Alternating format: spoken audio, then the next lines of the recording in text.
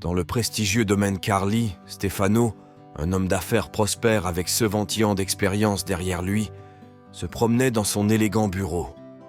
Les murs étaient ornés de portraits de famille, dont celui de l'un de son fils unique, Luca, un jeune homme de 30 ans au regard intense et à l'élégance naturelle. Stefano observait l'image de Luca avec un mélange de fierté et d'inquiétude, tout en sirotant un verre de sa grappa préférée. Avant de continuer, abonnez-vous à notre chaîne et activez la cloche pour ne manquer aucune de nos stories. Quelques jours plus tôt, Luca lui avait annoncé une nouvelle qui avait ébranlé le monde tranquille de Stefano. Il était prêt à se marier. Sa future épouse, Marta, était une jeune mannequin célèbre dans le monde des réseaux sociaux qui avait rapidement conquis le cœur de Luca. « Papa, tu dois absolument la rencontrer. Elle est incroyable », dit Luca avec un sourire radieux. Mais Stefano, avec la sagesse accumulée au fil des années d'expérience, ne partageait pas l'enthousiasme de son fils. Quelque chose dans la description de Marta le laissait perplexe, et il craignait que la jeune femme ne soit plus attirée par la richesse et la renommée des Carlis que par Luca en tant que personne. Déterminé à clarifier les choses, Stefano élabore un plan inhabituel. Il aurait rencontré Marta sans révéler sa véritable identité. Avec l'aide de son majordome de confiance, il se procure des vêtements usés et se transforme complètement. Il laisse pousser une barbe mal entretenue et se teint les cheveux d'un gris terne. Lorsqu'il se regardait dans le miroir, l'image du puissant entrepreneur disparaissait, laissant la place à un homme à l'air débraillé et fatigué.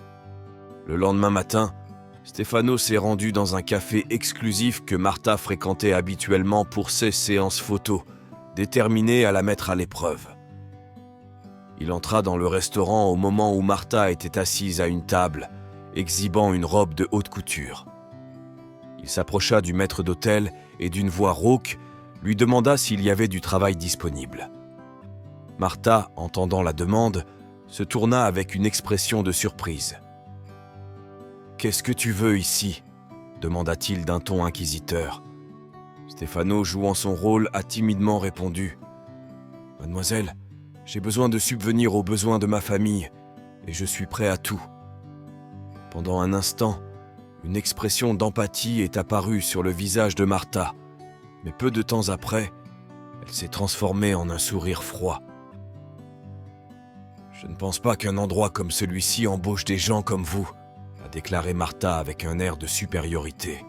« L'image est tout, et la sienne n'est définitivement pas à sa place. » Lorsqu'il la vit de près, quelque chose de familier lui frappa l'esprit, comme un éclair de reconnaissance qu'il ne parvenait pas à déchiffrer.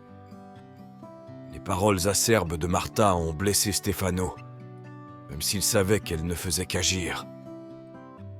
Il quitta le café le cœur lourd, réalisant que ses pires soupçons à l'égard de Marta pouvaient être fondés.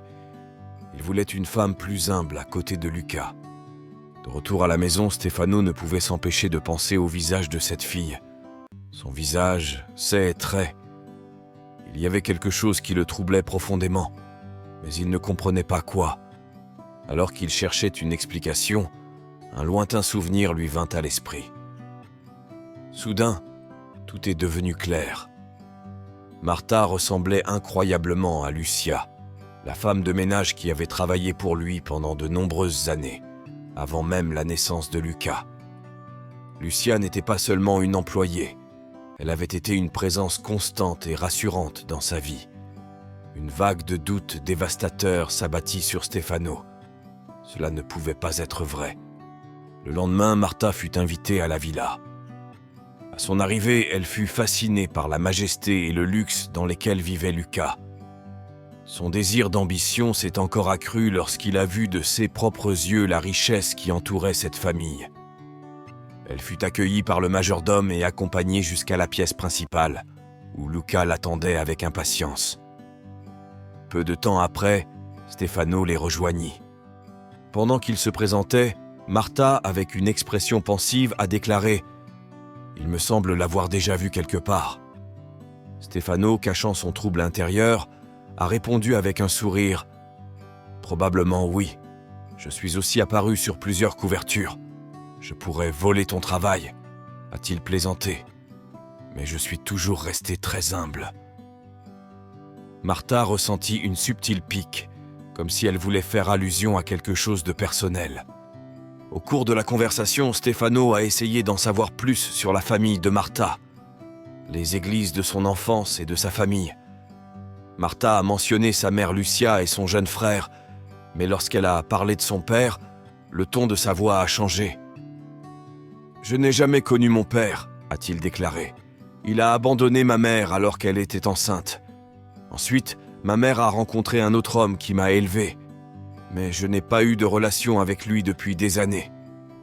J'ai clos ce chapitre de ma vie. Est-ce que vous appréciez cette histoire ?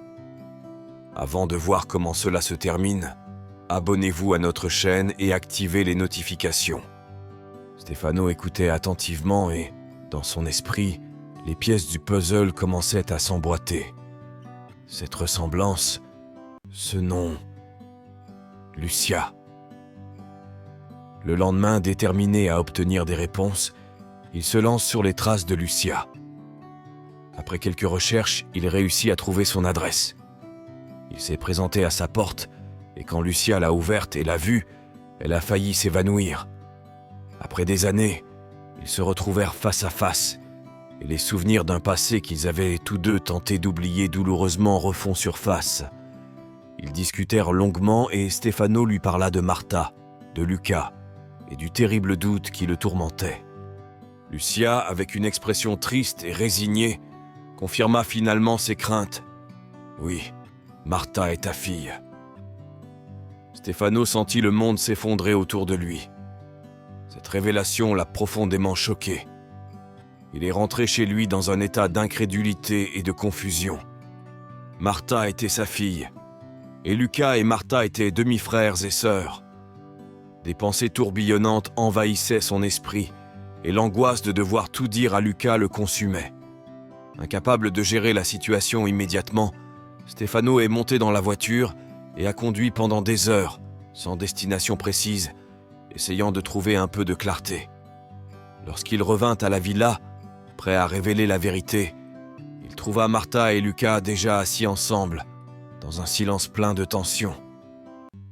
Lucia, envahie par le remords et l'inquiétude, avait téléphoné à Martha et lui avait tout raconté. Maintenant, assis l'un à côté de l'autre, Martha et Luca se regardaient, mais ne parvenaient pas à trouver les mots. Leurs regards étaient remplis de questions sans réponse, de douleur et d'incrédulité. Stefano, en entrant dans la pièce, sentit le poids de la culpabilité et de la responsabilité l'écraser. Il s'assit devant eux, le cœur brisé, et commença à parler. Il leur a parlé de Lucia, de la façon dont elle avait joué un rôle fondamental dans sa vie, de la façon dont il avait toujours ressenti une grande affection pour elle, et de la façon dont tout s'était terminé si brusquement lorsqu'elle était tombée enceinte. Il a raconté comment il avait espéré jusqu'au bout qu'il avait tort, mais Martha, les larmes aux yeux, regarda Stefano. Il ne savait pas quoi ressentir. Colère, douleur, honte. Tout ce qu'il avait prévu s'était effondré en un seul instant, et il devait désormais faire face à une réalité qu'il n'avait jamais imaginée. Le silence tomba sur la pièce, mais ce n'était pas un silence vide. C'était le silence de quelqu'un qui essayait de trouver une issue au chaos, de quelqu'un qui essayait d'accepter l'inacceptable. Et à ce moment-là, alors que le passé et le présent s'entremêlaient, ils ont compris que, malgré tout, ils devaient trouver un moyen d'avancer ensemble. Et vous, qu'auriez-vous fait après cette révélation ? Écrivez-le dans les commentaires ci-dessous.